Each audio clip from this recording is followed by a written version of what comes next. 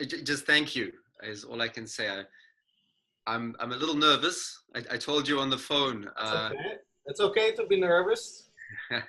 The people who you've had on this podcast before are all people, and yourself included, are all people who I look up to along the path of Shiatsu. And suddenly I'm here with them, and I'm a little bit intimidated. But Don't be. here we are. You've been humble too. You've done a lot yourself, and I wanted to shine a light on you. Thank you so much. And maybe I will start by sharing, if you don't mind, some of our history and Sure. how we've connected also, because it ties up to our subject. Yes. And was it 2 years ago, Daniel, or 3 years ago? No, 2 years now. It'll be 2 years. 2 years, wow. 2 years ago, I live in Vancouver, British Columbia, which is Western Canada, and Daniel lives in Ontario, Canada, which is more in the east. And about 2 years ago, I received a terrible news that my dearest cousin, who lives there, was passing away from a really aggressive cancer. So I flew right away to help my cousin.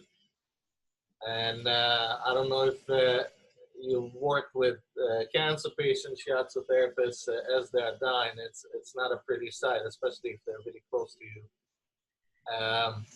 Myself and my father were there helping the family, and I personally helped him, treated him, with everything I got.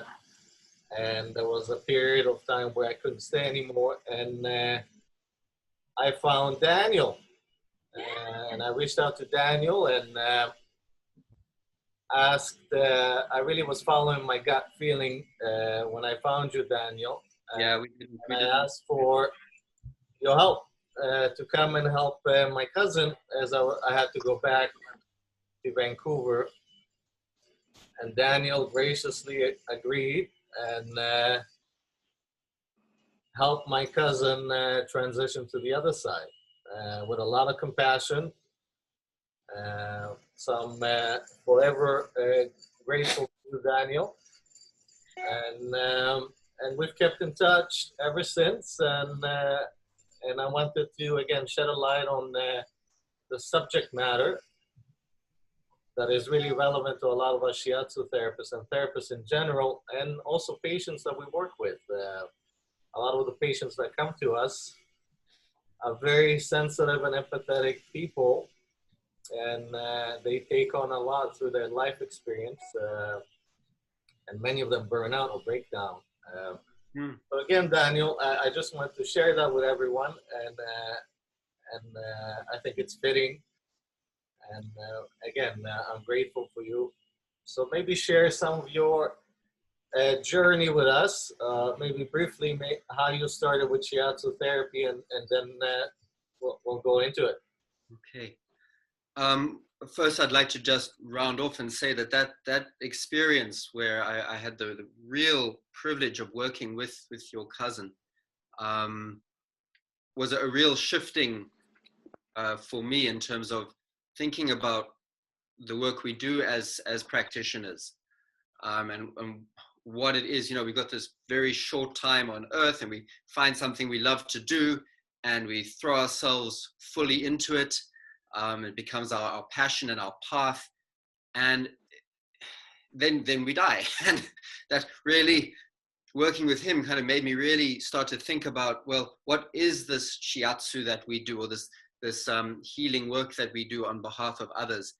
And these are questions which we can't really answer. We put our hands on people's bodies and we do our best, but it opened up a bit of a window for me into something bigger, and started me thinking about bigger questions of compassion, and how does that work, and how does that part of the treatment and things like that. And then bringing forward now to last week when we spoke, and you asked me to do this, about thinking about the role of compassion and burnout and our society and things like that. so then to back up again and address your question, kind of how did I start in Shiatsu? I didn't actually intend to start in Shiatsu. I grew up in Johannesburg in South Africa, and was kind of bumbling around trying to find my way. And I had been introduced through a family friend to Tai Chi, and this family friend also did Shiatsu. He studied in England, and he was very dedicated to his practice, and I'd never seen something like that before. That sort of dedication. But I was 17. It kind of, you're 17, it just washes over you. But that really struck a chord. And he introduced me to Tai Chi, and that was very interesting. And then through the Tai Chi and the Kung Fu school that I was studying at, a Belgian man arrived, and he was trying to start a acupuncture and Chinese medicine school in Johannesburg. We'd just come out of the apartheid time, and a lot of people were trying to start things in South Africa. And I went to listen to this man talking, and he said something which really popped open something in my brain somewhere, which was that for the equivalent of 50 cents, you could cure malaria. Now, that's a broad statement, but to a 17, 18-year-old, however old I was then, growing up in a country where 90% of the population had nothing or very, very substandard healthcare. And then where malaria in Africa is one of the largest killers of people. It's enormous. It's up there with HIV and AIDS and those kind of diseases. So those things kind of collided in my brain, and I thought, oh wow, here's something that could be very helpful to help people. So at that point, I started scrounging around to try and find a school. And in South Africa at that time, there weren't any established schools. There were some very few practitioners, but most of them were saying you need to go and find a school and train properly. And I wasn't finding that in South Africa. The opportunity came up to come to Canada through some good luck, and my parents kicked me out of the nest, which I'm very grateful that they did.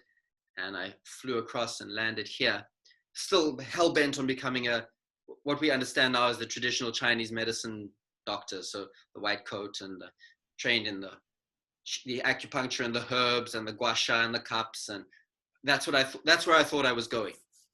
And I kind of clung to that for a long time. But in the process, I came to Toronto, and I met Dr. David Lam, who was very kind to me and took me on, and I started studying Chinese medicine with him. But I was living with some good friends in Toronto. And was it David Lee Lam? Dr. David Lam, yes. Okay. Yeah. And the people I was living with, the woman was studying Shiatsu, and she kind of said, well, maybe you should come and meet my teacher. I thought, oh, that sounds interesting. And you have to understand, I was 22 and very hot-headed, and no, I'm still hot-headed, but I was more hot. Maybe I was more naive. I don't know. So I went to meet him, this teacher, this Shiatsu teacher. But in my mind, I was becoming Chinese medicine doctor. This was the superior medicine. I was going to heal the world, and I was going back to South Africa. Yeah. That was my program. And I met this teacher, and I met him one night, and we had a conversation, and I told him all of the great things that I thought about life and all of this stuff. And he kind of sat there, yeah. And then I left. And I thought, that's great. Nice to meet a teacher, blah, blah, blah. About 3 days later, he phoned me. And he said, if you're quite serious about what you say you're serious about, maybe you'd like to come and study privately with me for a year. I thought, well, that actually kind of put a break on my very arrogant trajectory. And I thought, oh, that was something that sounded interesting, because that opened up another thing which I didn't know was inside of me, which was this desire to do a very traditional style training. I was very happy with Dr. Lam, learning about acupuncture and practicing my Tai Chi and that, but it was very theoretical. And what he was offering was a very intimate, private apprenticeship style training, which I didn't know I was looking for. But I agreed. I put off my plans to go back to South Africa, and I agreed to be with him for a year. And what commenced was a year which just turn my head around and my whole way of being around. And at the end of that year, I looked at him and I said, I think I need to do another year. So I pushed back, going back to South Africa for a year. And slowly my original kind of idea, which I was clinging to, was starting to erode and transform a little bit. He was teaching Zen Shiatsu. And this was, again, I started off thinking, oh, Shiatsu, that's just going to be an add-on to my superior Chinese medicine and acupuncture skills. And woo! Those are amazing disciplines. But what working with him, and I ended up staying with him in a formal, let's call it apprenticeship capacity for 10 years. Wow. It was quite something. And that evolved. And actually, I'm still with him, which I guess we'll get into our conversation later. So it's been a 20-year relationship with this one person. But what that slowly started helping me realize was two things: that it's not the modality that's most important. Yeah, I think we have affinities for certain modalities. I thought mine was going to be acupuncture and herbs. But it's what's happening in the individual that makes the work powerful. And so it's the practitioner's practice and their cultivation that in turn intervenes on behalf of the patient.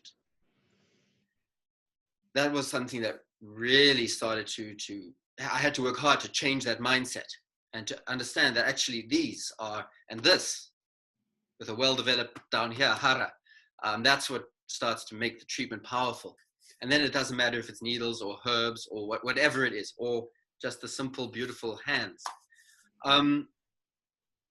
The other thing that working with him, so it really, really helped me see was, so that just the power of touch and about present, compassionate touch was so critical to the work that we do. And that it's not all just having all the theory in the world and the highest grades and all of that. That's good stuff, but this has to be accounted for as well. And I had never thought of it that way. When I started with him, he said to me, looked at me and he said, this year is going to be very tough for you. And I thought, oh, that means he's going to make me write lots of tests, because that's how I'd been educated. And I've never been a good student. So I was a little bit upset because I thought I was going to have to get 90% on my exams, which I've never done. I'm a C, maybe a B student at best, in terms of academics. But what it actually turned out that year was it was really challenging for me to start to learn to develop this and go inside and train myself and train myself to get myself out of the way to do the work, which I guess he saw was in me already. Maybe there was that, I don't know. So that was 10 years of that kind of a process, very challenging, very gritty. I was very lucky. A lot of people were very supportive and very patient with me in that process. But that's how I got into it. I still practice acupuncture. I'm studying Kampo medicine, which is the Japanese herbal tradition. I feel very lucky to be studying that with Nigel Dawes, who's from New York. Because that makes sense to me. The Kampo tradition, they do the abdominal fukushin as their diagnosis. So that makes sense to me as a shiatsu or body worker person. But I didn't know this when I started 20 years ago, but that I love shiatsu. I will take it further. It's not that I love connecting, and it's going to sound weird, but we're talking to the choir, I hope. I love connecting and touching people and just touching them in a beautiful, intimate way that has a boundary, a clear, firm, but gentle boundary. I just love that. It's amazing. And It's so simple. And yeah, so that's how I stumbled into it. And I've been stumbling ever since. Yeah. 20 years is a big chunk of your life and our lives. Mm-hmm. And you've been, a student, practitioner, a teacher, a community leader. And as you have gone through the ups and downs of running a practice and playing all of those roles, the danger with a lot of therapists, including myself, that's my own experience too, is always compassion fatigue, right? I know when I'm running low, when I have really low levels of patience to the ones that I love. Yes. That means that my compassion tank is low.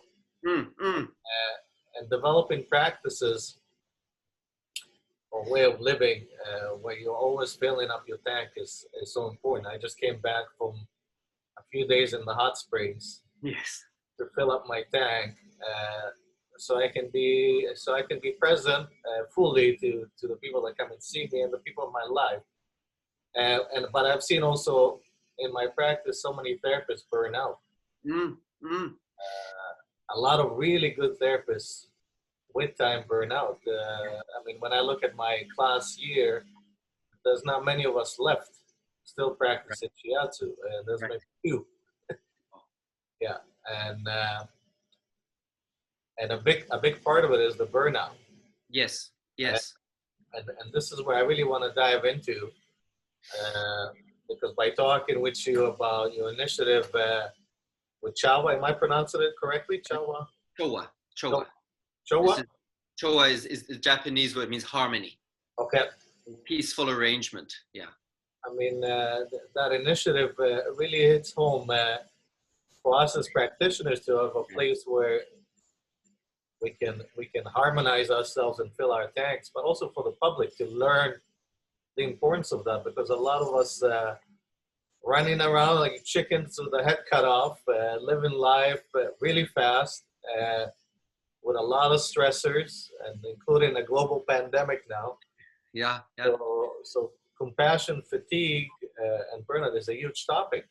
So maybe let's dive into it and tell us a little bit about your mission with that dojo, with you and your master and the group there. Okay, so let me give him a name first. My teacher's name is Adarsa, and he runs his practice here in Toronto, and we now both work in the small same space here.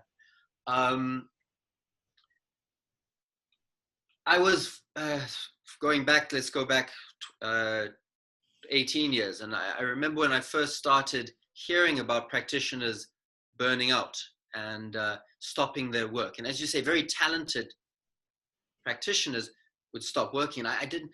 And I just didn't understand.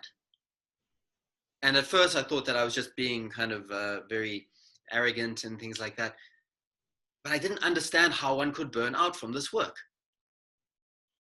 And then I carried on, and I practiced more, and I started to realize that there was a number of things. One, I got very lucky in that from day one, my training wasn't just about how to put the thumbs in the back or how to correctly put your weight on a person.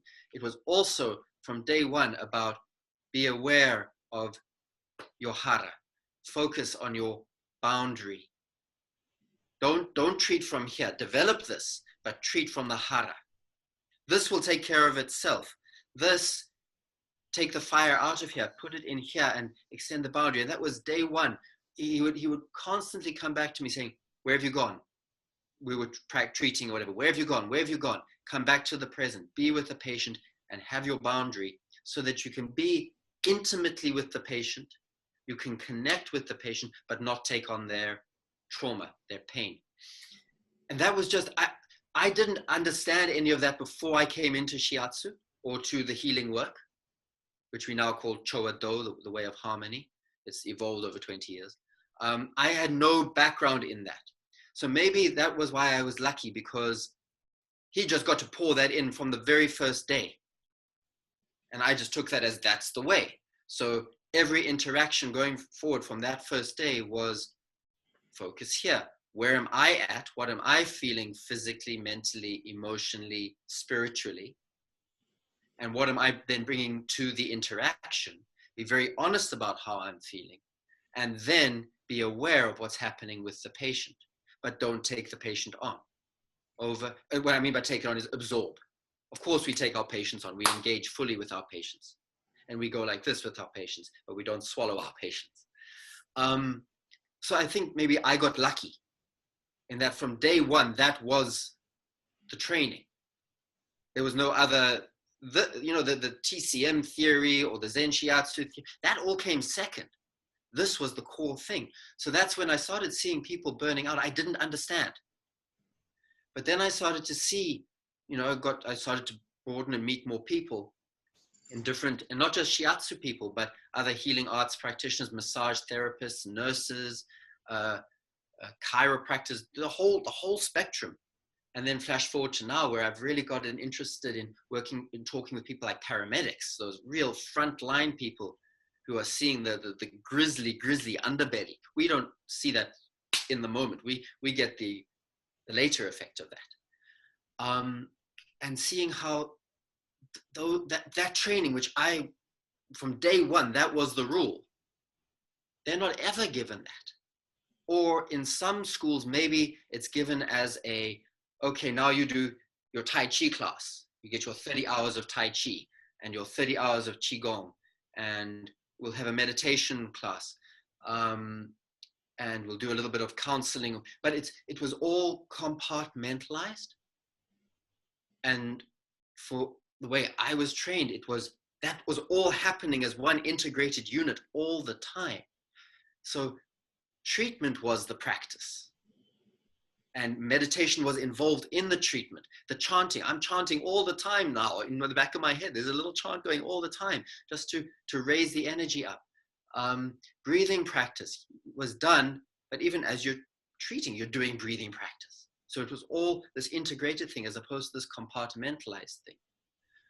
Those ones who were getting this compartmentalized training, they were lucky compared to some people who are very called to being in a healing field, but were getting nothing because their course was 2 years or 3 years, and it was just the technical aspects of the work that they wanted to do, and then you're out and doing the work.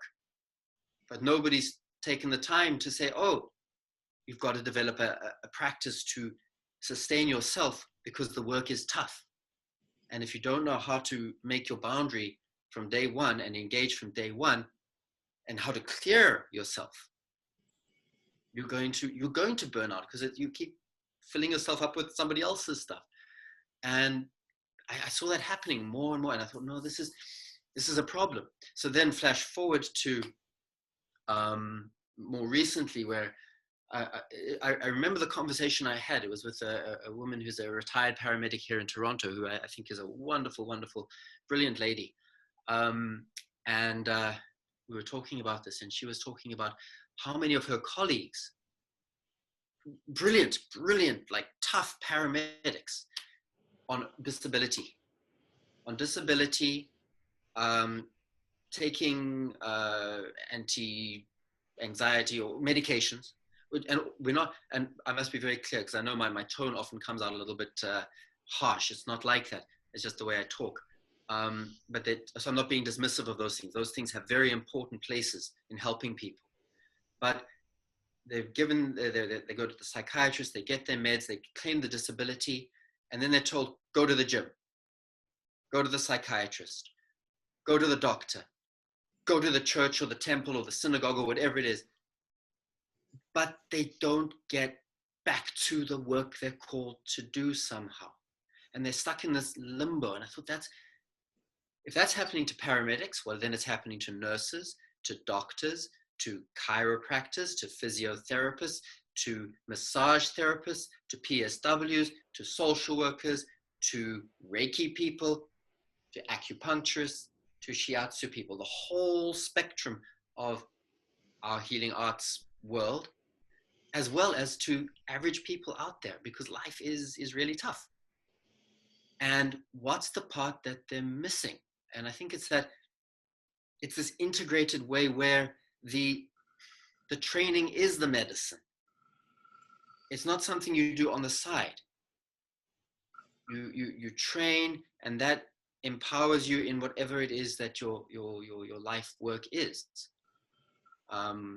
So I feel I got really lucky that this little nugget got grown and tended by Adarsa for a long time, and he still guides it and so that when I'm veering off the track, you're like, boom, get back on the track. Oh, you're supposed to be working with harmony here. What you're doing right now is not very harmonious. Come back onto the track. But then Valuable to have that kind of guidance and teaching. yeah, not always easy, I should say.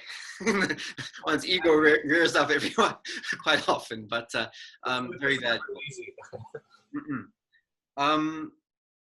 But that's the thing that I think, a lot of us got into the work because of a really deep calling that we want to help ourselves and help others. I think that's kind of the healing practitioners, a lot of us, our paradox, right? But then either through we enroll in a program and it's not quite what we wanted. It's not this integrated thing. Or the best parts of your program are not the formal academic studies. It's more the practical stuff or the more whole stuff. But you don't get to make it a way of training where you then take that and it becomes something that you integrate into your life every day.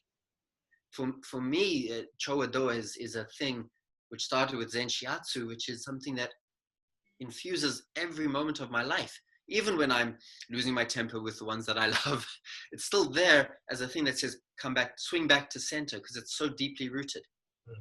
And then I bring that into my therapeutic practice. And it's I'm not the smartest TCM person out there. There are guys out there who every time I hear them talk, my jaw just drops. But I feel that this is also very important, this thing from the heart. And it's hara roots the heart. And then this thing which we can then, I feel as practitioners, it behooves us to show this to people. Yeah, I see part of the problem is that many practitioners work on their own. Right? Yes. And that's part of the problem. I mean, you can be diligent on your own, but we all have blind spots and bad habits that we develop, and it can be lonely to be on your own doing therapy. Yes. And I also see practitioners working in clinics, but even though they work in the clinic, there's no unity or integration or even conversations sometimes, which is very strange. Yeah. I ran a center with 15 practitioners, and we made a point always of communicating very closely and helping each other. And even with that, it's difficult. But what you're talking about with your endeavor is a real dojo where people will get guidance and tools and practices. Yes. Chance to practice with guidance, right? Yeah.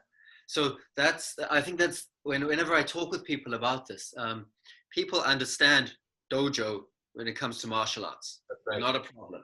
And so when I say I run a dojo, they go, oh, so you karate, aikido?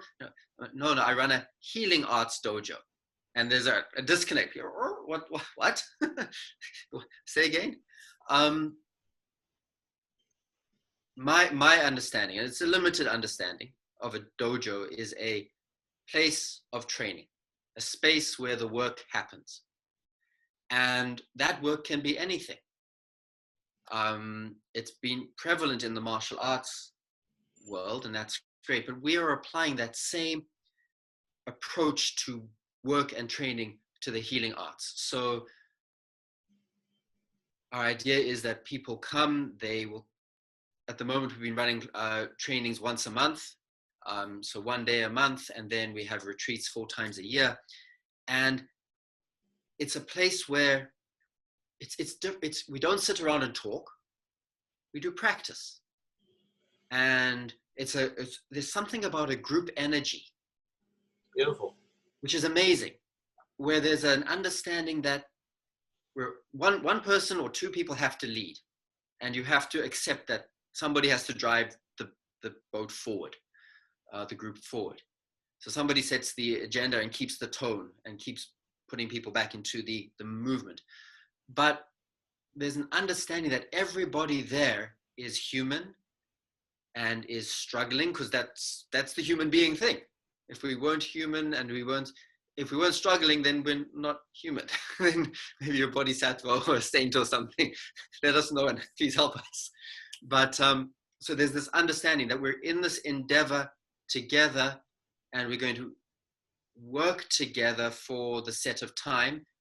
If it's one day, it's from 9 a.m. to 5 p.m. And somebody sets the tone and says, okay, we're going to do this now, and now we're going to do this, and now it's lunchtime, and now it's time for tea, and we keep moving forward. And then at the end of the day, we disperse. The idea is that you come for your training, and we do physical exercise, we do breathing practice, meditation, chanting. Depending on what the nature of the training is, we do therapeutic practice. I want to talk about that in a moment, like using the therapy practice as part of the work, because that's what makes it a healing arts dojo. But the idea is that you show up, and this is why having a dojo is so important. It's a dedicated space, which is there where you walk in and you feel this is a space where the work is happening. It's much harder to go to somebody else's space and do the work, because people come in and there's a different tone in the space. If you have a dojo, it's kind of like if you step into a school, this is a school. This is where schooling happens. Or you step into a church. This is a church. This is where church stuff happens. You step into a hospital. This is where hospital stuff happens. There's a tone.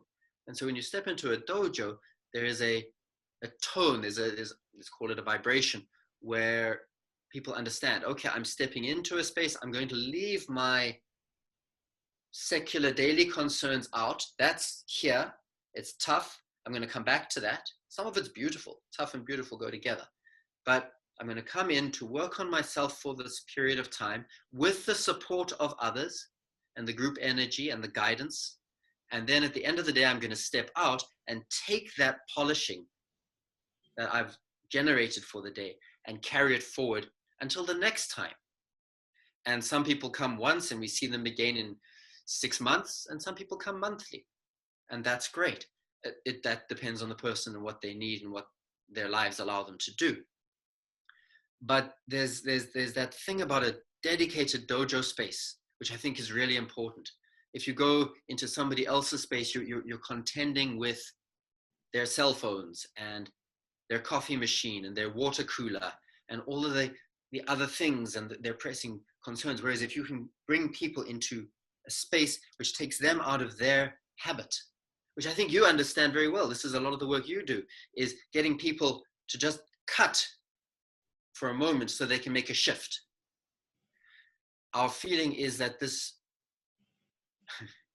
healing arts practitioners, as you said, we're very ruggedly individual, and it's hard to like it can be quite intimidating to step into somebody else's space and say, okay, I'm here to not learn. We're not teaching anybody. We should be very clear. We're not offering workshops and courses. We're offering training.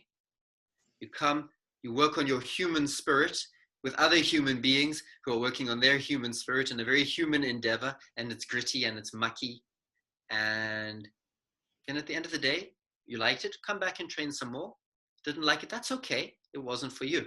But it's something to be said about that kind of cohesive training in a dedicated space. Well, Daniel, I think it's very innovative and it's so necessary. And I'm so happy that you're doing something like that with your teacher, because I've worked with so many martial artists over the years, and when you hear their stories, there's always some form of abuse that they experienced, usually a lot of bullying. Mm-hmm. A big percentage of them experience those kind of traumas, and that's why they choose martial arts. Right? Yeah. And at some point, I know in history, the healing arts and the fighting arts were taught in the same dojo. Yes, yes. And again, I think also the public today in general is always looking for practices where they can build tools of self-reliance and self-regulation and and self-renewal, right? Yes.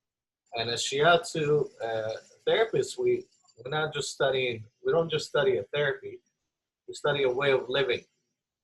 Yeah. Yes. Way of living and tools and practices to align us with the natural way, and to align us with ourselves, with our truth, and to align us with spirit.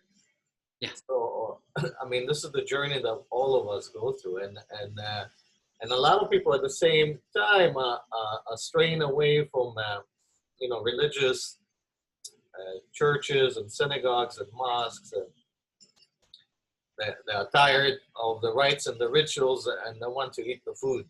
They want to Yes. Yes.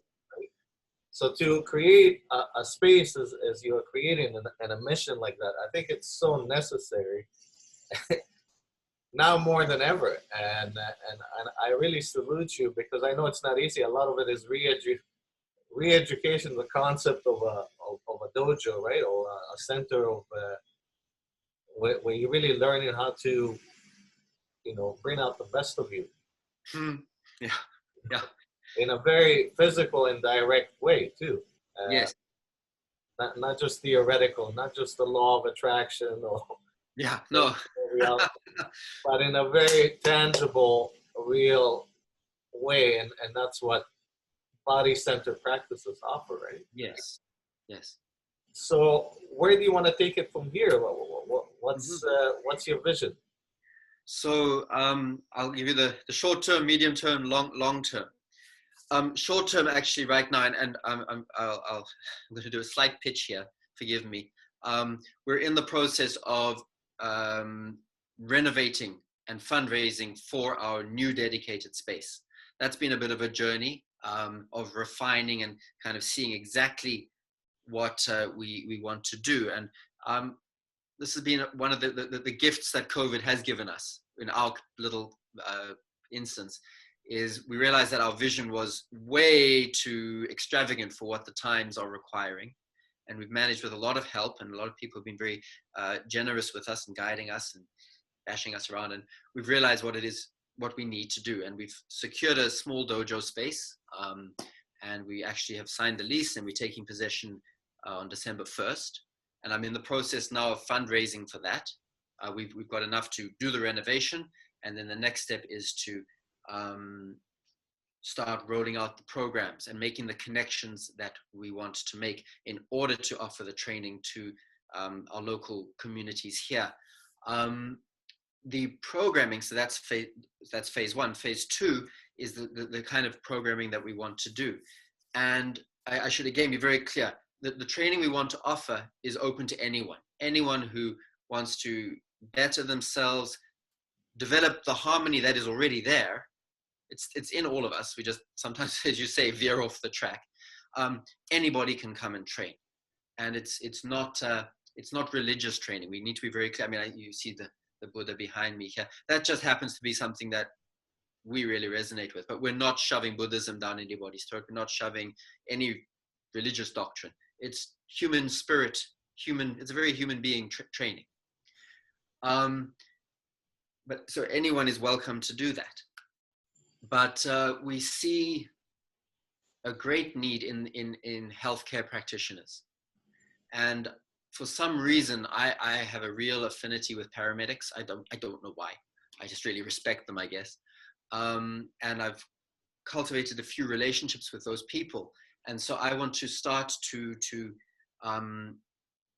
solidify those relationships quite a lot and start running programmings and trainings for those groups of people who, paramedics are the example that always flares in my mind, but it's people who are burnt out, are struggling with this compassion fatigue, or who are looking to prevent that in their lives and in their work.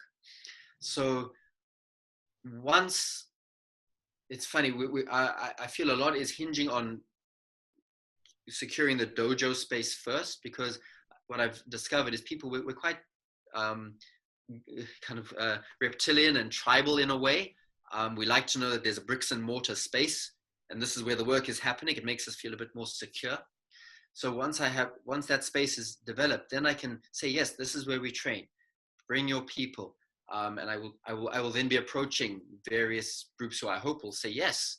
I hope they'll be as patient with me as you and all the people listening are now listening to me chitty chat here, and will come in and do the training. So that's the next step, is to keep running the trainings we have. We have a small dedicated group who I'm very grateful, who have seen, who have appreciated what it is we're offering. And so we'll keep running those monthly trainings and our 4 times a week retreats, but also start to 4 times a year? Oh, sorry, 4 times a year. Sorry. Thank you. Yes. And those will keep running, the Chōwa Dojo trainings, and then start to strengthen these relationships which are out there, which with various associations, healthcare practitioner associations. Let's take an imaginary sample size of 100 people. Let's say healthcare workers, 100, all burnt out, stopped working, or looking to burnt out, stopped working. And let's say all of those 100 are collecting disability and are in a rough way. Maybe 10 of those, they're not going to come and train. They're going to enjoy taking disability. That's human being factor. So that's what them. That leaves another 90. Maybe 60 of those 90, they're going to just bumble their way through and never find us. But 30 have that kind of calling, which I think we all have, which is we're here to live our lives, but there's something other inside of us which says we're here to help others. And that's a kind of a burning thing inside. And those 30 people those are the people that we want to reach. And so we're going to be rolling out those programs and running specific trainings for those people, along with our Chōwa Dojo training. Yeah, I mean, frontline workers, they really need help now more than ever. And again, it's such a great idea to support frontline workers, because you're right. I mean, I've worked with many of them. I've worked with local organizations that deal with post-traumatic stress disorder, and counselors and police and firemen and rescue people and soldiers. I mean, and now we got doctors and nurses and care aides and that are under duress. So it's such a great model, and maybe other Shiatsu therapists around the world will look at this model of operating and really expressing the uniqueness of our therapy in such a way as you are trying to do. And we are so necessary, again, now more than ever, in all our skill sets, what people are looking for. If I may just interject, and because that was the one point I wanted to come back to, because I think using the healing art, whatever it is you're involved in, we happen to be doing what we call Chōwa Dojo, which is an extension of that foundational Zen Shiatsu, and then it's become this Chōwa Dojo training, which is an energetic system. But whatever the modality is, using that as the training and the medicine to re-empower people who are down. It's critical, because there's something about when you touch somebody and connect with somebody, you shift yourself out of your problem, and you at the same time shine light on your problem. You bring bright energy to your problem.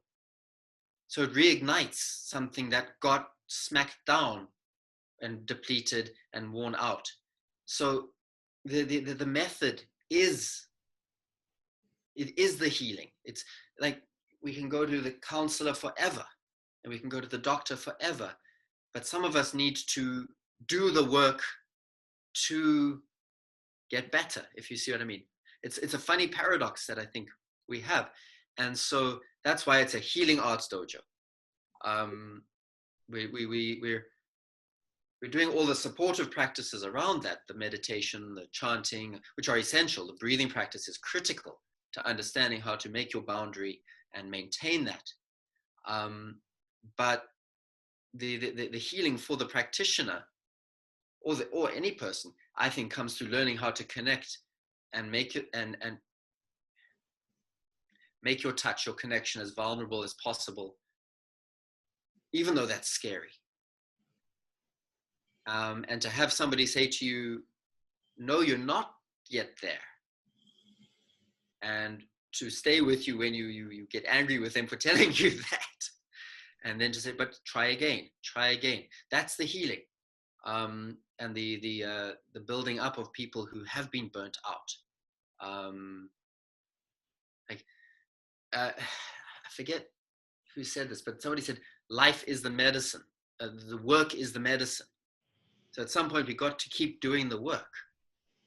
Paramedics, some of them are called to be paramedics. They've got to get back to work, but they've got to do it smarter and with more tools. Doctors, Shiatsu people. So maybe if you can take us through, let's say, a group of paramedics or healthcare providers come to your dojo, what would you take them through? So come in. We start the day with chanting, and people just come in, we sit down, we chant. The chanting we use is Kodokama chanting, which is vibrational. So it's not religious in that sense, but it's just to generate the spirit and the energy and start to raise the vibration. So we do chanting, and we can chant for a long time depending on what's happening. Then we meditate. We just sit, and it's nothing more. It's just sit and follow your breath. We're not sitting to find enlightenment. We're just sitting to sit, because that in itself just brings you here. If enlightenment comes super, yeah, then that person gets to teach. Okay. Then we do physical exercise. So you have to warm up, strengthen the joints, open up the joints, get the ki moving. So stretching, this kind of a thing, moving the ki, opening up the meridians. Then strengthening exercises. So, and that can range from, very calisthenic stuff, push-ups, sit-ups, those kind of things. And then we do specific stretching, strengthening. And then all through that is I should say that through all of this is the constant theme of focusing on the one point, being aware of yourself, cultivating where you're at, and being open to what's happening around you. So the breathing practice, and we work very much with the hara breathing, or the abdominal diaphragmatic breathing, as the first base of the breathing practices to start to develop this boundary, which you have to constantly be regenerating. And we do some breathing for the internal organs, this kind of thing. And then, so I'm going through the structure of the day. There'll be tea in there somewhere, and then there'll be lunch in there somewhere. And then, depending on the nature of the training, sometimes it's more specifically that we're working with boundaries, in which case we will keep evolving that morning, or the outline that I've just given you further. But sometimes people are coming for the healing arts training, in which case in the afternoon we do therapeutic practice. So either the Chōwa Dojo ki regulating therapy. We have some people who are coming to just work on their Shiatsu practice a little bit. And that's great. And the idea is, I should be very clear, we're not offering diplomas. We're not graduating anybody. That's not our interest. Our interest is training people. In the same way that a person would go to the karate dojo and they do their seiza, they do their seiza, their zazen, they'd sit, meditate, they might do breathing practice depending on the dojo, they might do stretching, strengthening, and then they do the kata, and then they might do sparring. I don't know. I don't do karate, so I made that up, but you get the idea. Instead of the kata and the sparring in the later section, we do the healing arts work, with the constant intent of, where are you? Where's your boundary? Connect more, go deeper, regenerate your ki more, clear yourself appropriately at the end. This very important part of it is clearing practices. That's the funny thing. Most of us are so called to the work because we're so empathetic and compassionate inherently. We just suck it all in. Darcy said, I heard him say this to many people. He said, you're like tofu. You take on any flavor. And that's not a good thing. You need to be tofu with a firm but gentle boundary, a vulnerable but firm, clear boundary, right? So we have to help people generate that. So, but by doing it's, I guess it could be going back to the martial arts. It would be like your first day in class, and instead of showing you, oh, this is how you do a block or whatever, they just attack you and say, defend yourself. Obviously not going to hurt you. It's just defend yourself. And then, okay, now this is the thing. Try it again. Attack this person, defend it until you start to develop that awareness and resilience. So we are then saying to people, right, we're here to learn the healing arts. This is the form. Try it. Practice it, and you will know something more about yourself as well as helping this other person. So we're starting from the grass up as opposed to the brain down, if you see what I mean. Maybe that works. There's no belts, right?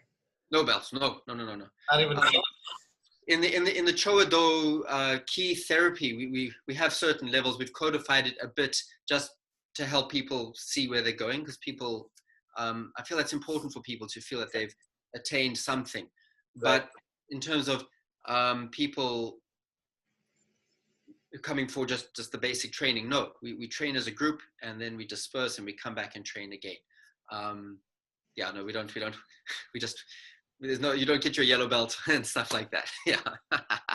No worries. Well, again, this is so inspiring. I just wanted to leave some time for some questions for Daniel. So if anybody here on the Facebook group has any questions that they would like to ask, now is the time. Let me see. I have a question. Hi. Yes. Hi. Hi. Daniel, thank you so much for... Hello, Sensei. Very much. It's really inspiring and quite lovely to hear you talk of such important things. And clearly from a perspective of experience and embodiment, not just ideas. So thank you for that. It was very interesting to hear your history too, some of which I knew, but quite a lot of which I didn't. My question really, I don't know if it's exactly a question, but I was struck, by and thank you, Michal, very much for putting this together, because it seems that the main thrust is about this, issue of burnout, as you've been sharing with us.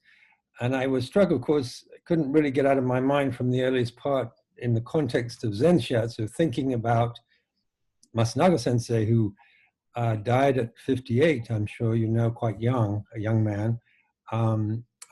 You probably already also know that in the last number of years of his life, at least 10 years or so in his later practice, was mostly seeing cancer patients in his practice. And he had a lot of younger deshi who were working with him, who mostly did a great deal of the work, as it were, the physical, practical work. And he would often come around with almost like a kind of Reiki style thing at the end of each session. I'm just wondering, with regard to his own premature demise, and we can't obviously know exactly what happened. Apparently he himself had cancer and he died from cancer. But if you had any thoughts, not necessarily only specifically about his life, but just in terms of that burnout that I think clearly happened to him, actually. Such an inspiring teacher during the 20th century. And yes, what your thoughts are about that, and whether you've thought about that at all in terms of that image of someone who's been so inspiring for many of us, and yet who himself got into a situation of some sort. We can't, as I say, can't exactly know, but we can maybe project a little bit. Well, thank you, Nigel Sensei. I've never met, I'm so many generations down. I obviously never met Masunaga Sensei. And as you also said, there's things that we can't understand, the little that I know, having just kind of stumbled along the path for the last 20 years, and this is what I kind of keeps me going every day as part of my thing in my head, is that every life is going to have its run, its course, what we call the jing of this life. When the jing is gone, it's done. And some will go for 90 years and some will go for 50 or even less.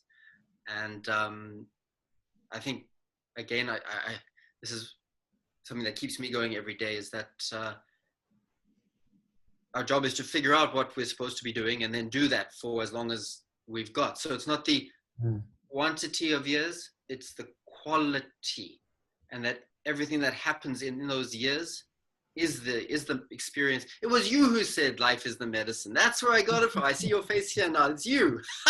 So the life is the medicine for us on the journey. So I'm not a big enlightened person. I just stumble along, and but I think that, you know, if I can't say about, I mean, he made such a huge contribution. I would like to think that he would say, I never met him, I met people who've trained with him, would say that he would say, yeah, that was my journey and it was supposed to end this way. And I did my work. That gives me a lot of faith and inspiration. So I'd also like to say that perhaps some of us can learn better practices so that we make our lives a bit more harmonious, so that then we don't accumulate as much negativity in our bodies, toxins in our bodies, and then perhaps we'll live out whatever our allotment is in a more quality and harmonious kind of a way. I was really lucky. I really feel really lucky to have grown up in a country where there was a lot more connection, a lot less, for me, there was a lot less skepticism, a lot more tuning into what I'll call more traditional rhythms. And I had a very intimate relationship with I had a nanny.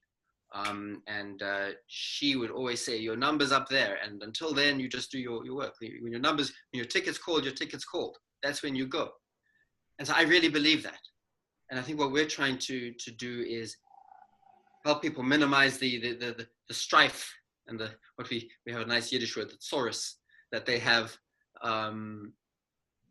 in the daily interactions, which can be toxic and can lead to premature burning of the jing, if that's going to happen. I guess maybe a very enlightened person would say, but that was supposed to happen anyway. I don't know. I hope I answered the question satisfactorily. It didn't sound like too much of a... I would like to add maybe a more pragmatic perspective. You know, in Japan, there's those bullet trains. I don't know if you've been on one of them. And sometimes you can be on a bullet train and you don't know how fast you're going.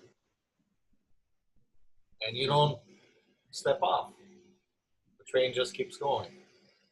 And sometimes even the best of us can be on that bullet train and we can go so fast. We can burn ourselves so quickly. And the only time we know that how fast we really are going is when we step off. And again, we all assume it here, but someone with his stature and everything that he had going on and the way he was wired, he just couldn't step off that bullet train.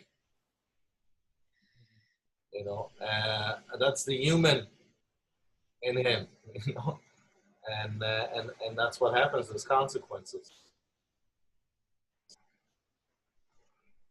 My 2 cents. Also, working with cancer is not easy. I mean, all that radiation, all those meds that they take in.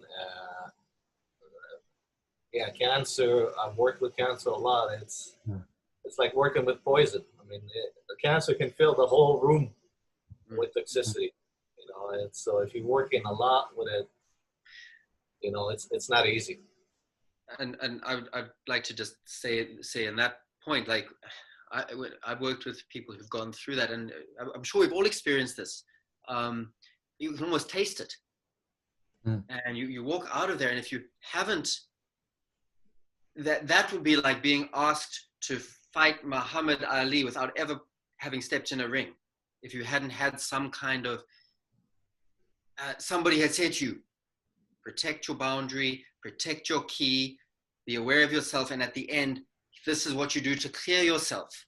And perhaps you need to go and get somebody to help you clear yourself. So that's the kind of training that I think is so lacking. And maybe this is part of the answer, Sensei Nigel, that that's the part we're trying to help people. It's like, okay, you've been taking in, I mean, cancer is an extreme example, but any therapeutic interaction, you're going to, any engagement, when energies mix, something's going to stick. Hopefully the something is nice, but often in the therapeutic instance, it's not. And over time, it's so subtle, it accumulates, and then it's like a window that was very clear, and suddenly it's grimy. And you don't even notice it's grimy until sometimes it's too late. So what we're trying to offer is, hold on a second, stop and come and clean the window a little bit, and see how grimy you're getting. And that will make your life quality better. And I can't go out there and say we're going to make people live longer. That would be dangerous. No, but I sorry, just a couple more words. Thank you so much for those answers. That, but I think in a sense that, you know, the Chōwa, that your dojo's name is so apropos. You know, that as you spoke about the harmony, you know, very briefly I was struck. Last night I managed to watch finally something I wanted to see for a long time, which was David Attenborough's new video. I don't know if anybody's seen it, but Yes, it really struck me like so deeply the way that he, you know, at 93 years old, talked about not only the harmony of the planet, that when it's being lost, this is what's happening. You know, we've come to a certain point in the species where we're the top dog, and we've kind of become disharmonious with the right. Yes. But I was thinking also of his life as an epitome of, I mean, I'm not trying to say that living longer is better. And I love your answer about, you know, the intensity of what we have. And sometimes it's a short life, but it's very powerful. So it's not about living longer, but it does appear to me maybe that, for example, in his case, he's had a life that has been so connected to nature and the feeling of the harmony of things. It doesn't surprise me that he's also at 93 still very passionate and alive, you know. And I just wondered, you know, about someone as also as powerful as someone like Masunaga, who unfortunately had quite a short life, you know, what the factors were, and how we can learn from that in a sense. But anyway, thank you very much for your thanks for comment. raising that question. That's a great question. And thank you for sharing that with us. And we have time for maybe one more. Anybody else wants to ask a question, comment?